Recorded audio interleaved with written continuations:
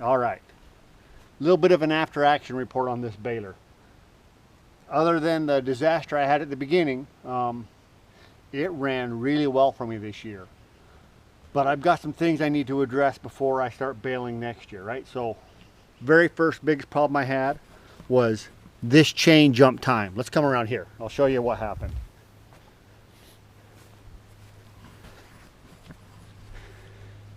Now, when this chain is operating, it rotates counterclockwise, right? So it operates counterclockwise in this axis,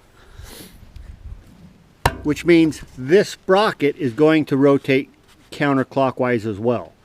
Now, when this sprocket rotates counterclockwise, it could conceivably back this bolt out. And in fact, if you see right here, that bolt is backing out again. There's a bearing inside here that this sprocket rides on.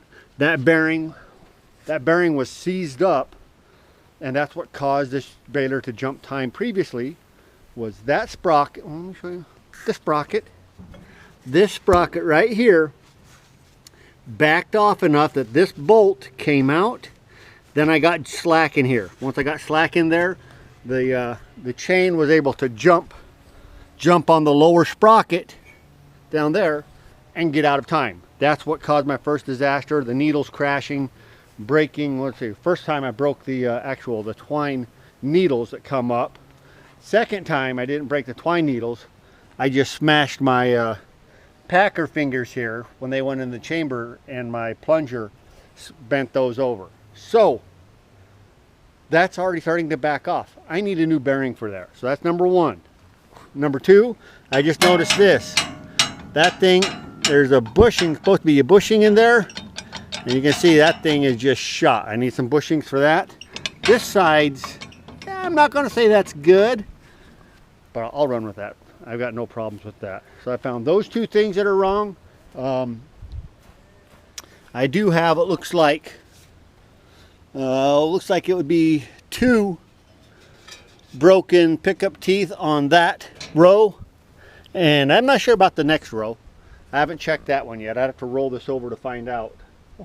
We'll do that, and we'll get a feel for that. But I've got 2 pickup fingers that are broken for sure. I've got replacement for those. My U-joints, these always concern me. They seem to be okay. They're all right. So those are my big things, right? I've got to fix this sprocket again.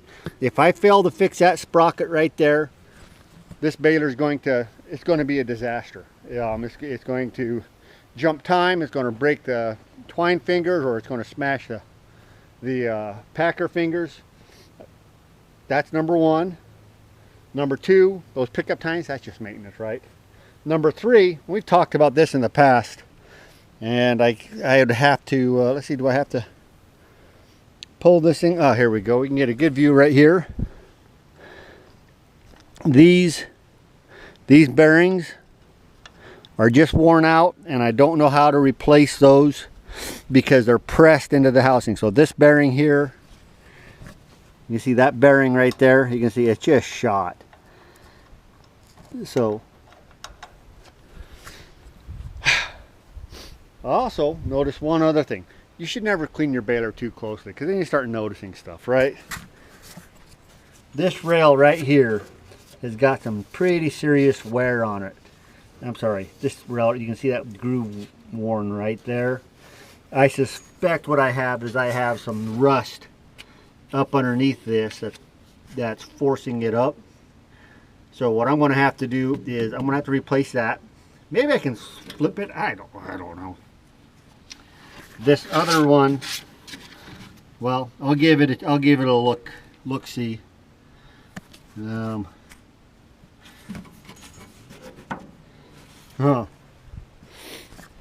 I might be going through this baler a little bit more in depth and working on that plunger and those rail systems to make sure that they're acceptable for a while. But as it is, it ran really well for me this year. I'm really happy with the quality of hay I was able to put up. The density of the bales I was able to put up was better than ever. I've just got some maintenance to do. It's not a huge deal, guys. I need a little bit of, you know, put in a bearing on that sprocket. Make sure I don't jump at time when I do that. Got some other bearings that need replaced. A couple of packer fingers. Yeah, a little bit of grease. I mean, honestly, we could just grease this sucker up and run it till it dies. And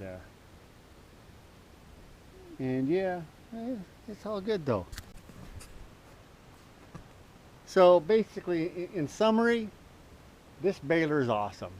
It's worked for me. I've been running this thing for 12-ish years, and it just keeps chugging along. A little bit of maintenance, we'll get this thing, well, maybe we'll get another 12 years out of it, or maybe it'll explode on the next time I fire it up. But for this season, it made it through. That means that's another win. So guys, thanks for watching. I'm probably going to be doing a bunch more videos on this baler as I kind of go step through and do a little bit of recovery and maintenance on this thing and get it ready for the next season. I'm not sure what the timeline on that's going to be, because I just keep getting more projects. I don't know if you guys are like me, but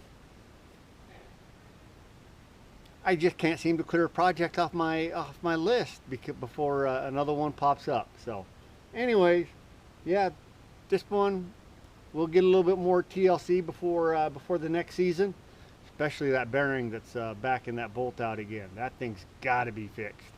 Everything else I could get by without, but yeah, there's a couple of things that just have to be fixed. So, but it's been a great year for me. I've really enjoyed the ability to put up the hay this year. Let me show you what I got going on. So it's not a huge amount.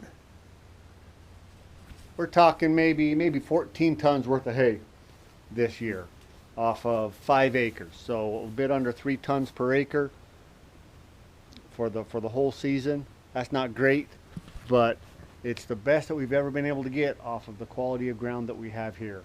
So every year you just strive for a little bit of improvement.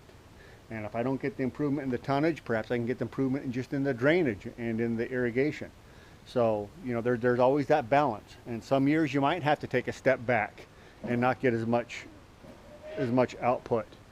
But this year has been a good year for us. We only have the 3 animals to get through the winter. 2 tons per animal per winter. That means that I've got 7 or 8 tons that I can sell, or I'll give out, or whatever it happens to be, to help some other people. So yeah, you know what? There's work to be done on this baler. There's work to be done on all of my equipment. I'm going to have to start prioritizing it and figuring out what my plan is. But that's for another day. So thanks for watching. I hope you guys enjoy this kind of stuff. I enjoy doing it, and I'll talk to you later.